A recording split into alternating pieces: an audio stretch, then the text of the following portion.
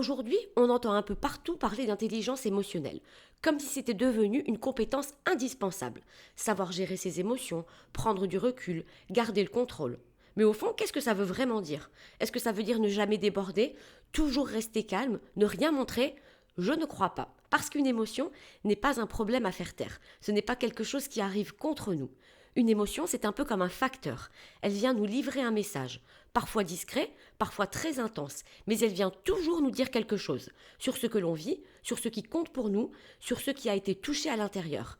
Et bien souvent, ce n'est pas l'émotion qui nous fait souffrir, c'est le fait de ne pas comprendre ce qu'elle essaie de nous dire.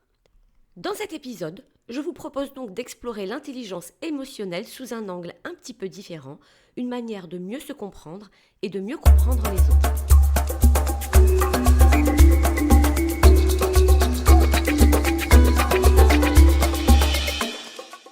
Bonjour et bienvenue dans Déclic, le podcast signé Viséo, agitateur de changement. Je suis Edith, coach professionnelle, consultante en bilan de compétences et formatrice. Ici, on ne cherche pas des réponses parfaites, on cherche surtout à mieux comprendre ce qui se joue en nous.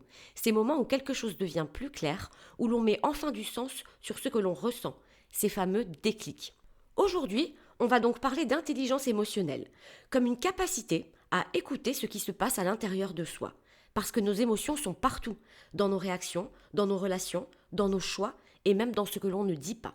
Et pourtant, on nous a rarement appris à les écouter autrement qu'en essayant de les contrôler.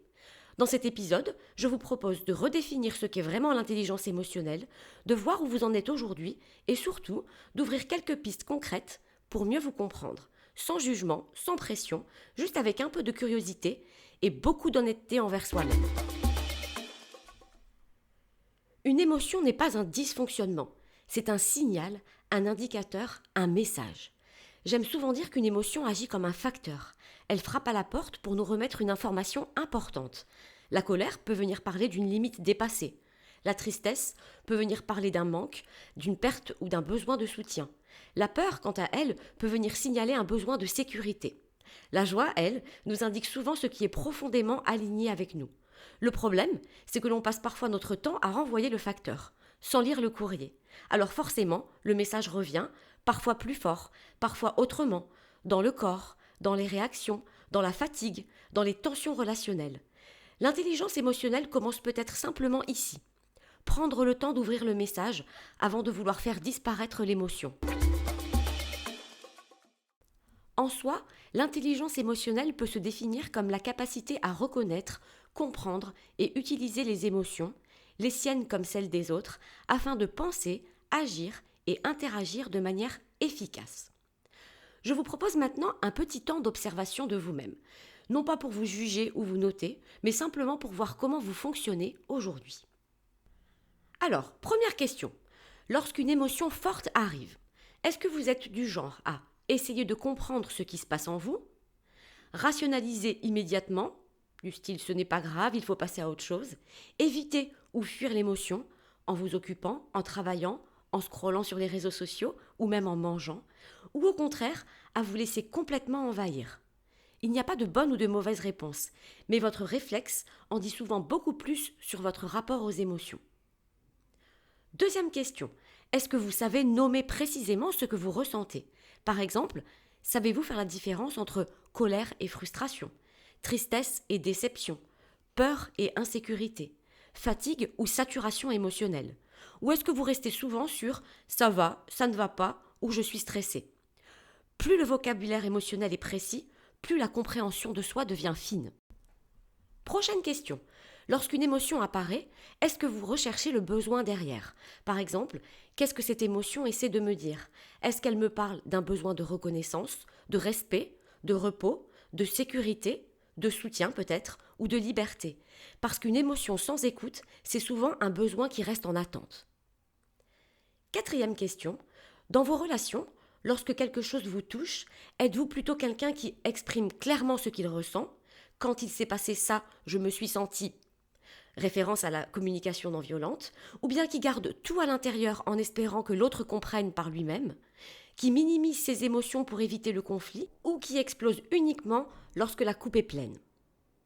Enfin, dernière question sur laquelle j'aimerais vous faire réfléchir, Face aux émotions des autres, quand quelqu'un est en colère, triste ou blessé, êtes-vous capable d'écouter sans vouloir réparer immédiatement? Êtes-vous à l'aise avec l'émotion de l'autre? Avez-vous tendance à donner des solutions tout de suite ou au contraire à prendre de la distance parce que cela vous met mal à l'aise?